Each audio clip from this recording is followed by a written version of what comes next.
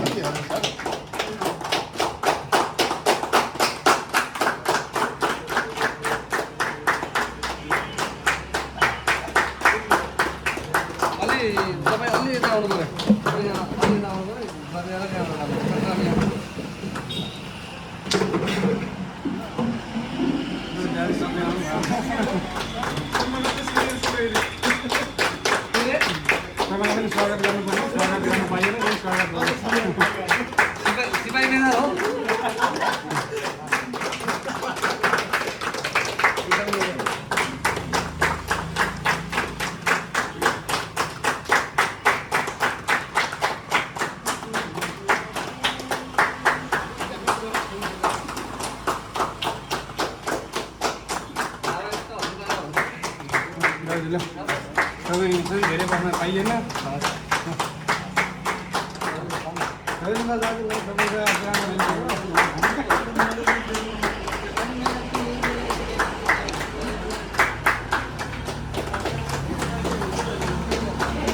Clear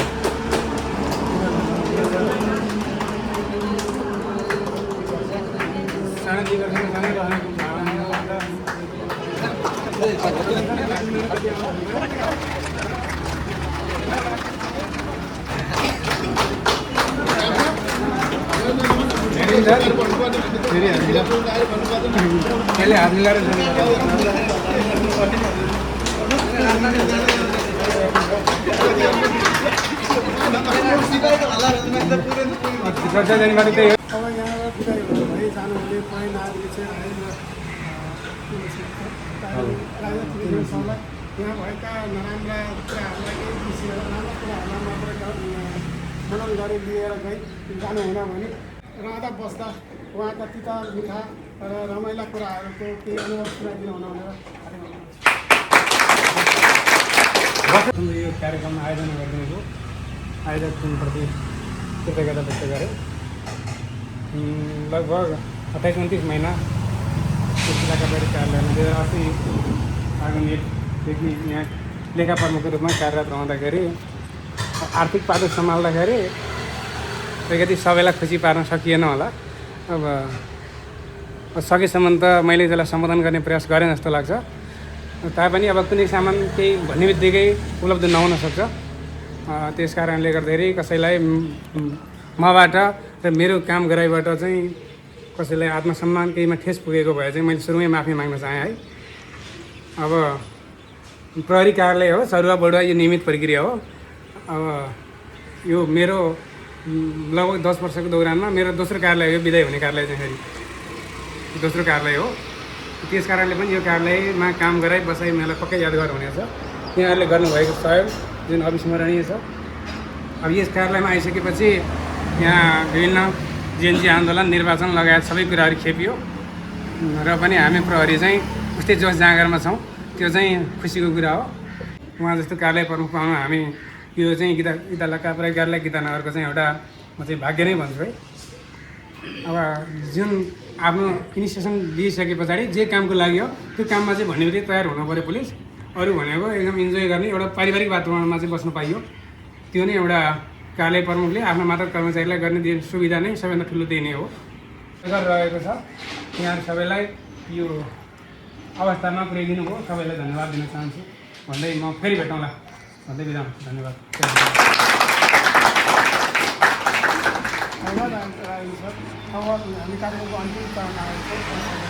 अब कार्यक्रमले यहाँ अतिरिक्त जवानहरूलाई आफ्नो अमूल्य अलिकति निर्देशन दिए त्यो कार्यक्रम समापन गर्दै म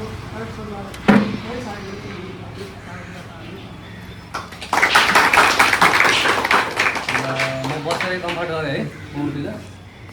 धन्यवाद कार्यक्रम सञ्चालक शिशुहरू, त्यस्तै गरी प्रहरी सहायक शिशुहरू, प्रहरी वरिष्ठ हवलदार, सहायक हवलदार, जवान लगायत सम्पूर्ण सकल दर्जाका प्रहरी कर्मचारीहरू।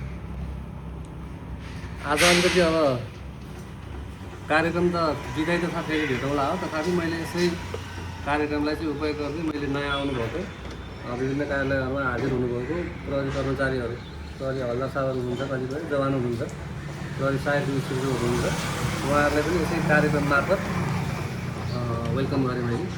नेपाल नयाँ आउनुभएको एकाउन्टिङ साथ सन्यासलाई पनि मैले वेलकम गरेँ सबभन्दा पहिला। त्यस्तै गरी आजको विशेष कार्यक्रम त अब बिदाई तथा फेरि भेट्ने कार्यक्रम नै हो।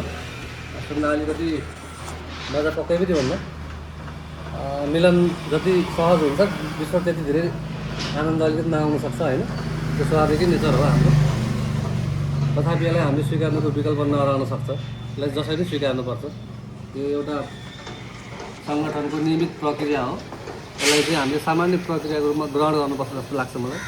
कतिपय सङ्गठनको आवश्यकताले चाहिँ हाम्रो सरुवा बढुवाहरू हुने गर्दछ भने कतिपय तरिकाले आफ्नै तरिकाले आफ्नो व्यक्तिगत बढोत्तरी वृद्धिको लागि पनि हामीले चाहिँ मागेर जाने गरेको पाइन्छ। तथापि अहिले चाहिँ उहाँहरूको नयाँ नियुक्ति गर्ने नायब निरीक्षकमा साथै सरुवा पनि भएको छ। धेरै कुरा त मैले गरेर उहाँले भनिसक्नु भएको छ उहाँको आफ्नो तर्फबाट। मैले करिब उहाँसँग 10 वर्ष सधैँ 10 वर्ष सरी 10 महिना हामी करिब सँगसँगै गएर काम गऱ्यौँ। अलिकति बदलिएको परिस्थिति, नेपालको असहज अवस्थामा हामी सँगसँगै जोडिएर काम गऱ्यौँ। अब लेखापालको काम भनेको त्यति धेरै अपरेसनसँग सम्बन्धित फिल्ड ओरिएन्टेड काम त्यति धेरै नरहन सक्छ।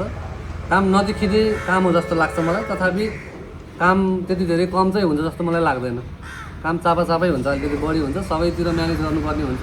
त्यही मान्छेहरू भेट हुन्छ, मनले मागेको हुन्छ, तर कतिको अवस्था भेट नआउन सक्छ। तर हामीले मनबाट सबैलाई सम्झिरहनुपर्छ, सबैको कल्याण चाहनुपर्छ, हामीले सबैलाई बच्चासम्म राम्रो गर्नुपर्छ। सकिन्छ भने राम्रो गरौँ। अरू केही छ कसैको तपाईँहरूको मार्फत कर्मचारीहरूको गुनासो के छ भने आओस् है, यही कार्यक्रममा तपाईँहरूलाई यसैमा सम्बोधन गर्न सक्थ्यो। सामान्य कुराहरू अब बिदा पाएन भन्ने खालको त कसैलाई छ जस्तो लाग्दैन मलाई होइन। बिदा जान पाइएन, यसले समस्या सुनेन, मलाई चाहिँ कार्यालयमा असाबले चाहिँ मलाई टोक्यो भन्ने हुन्छ नि त मातहतमा। मलाई थाहा भन्दाखेरि तपाईँले भन्नुभयो भने बल्ल आउने हो।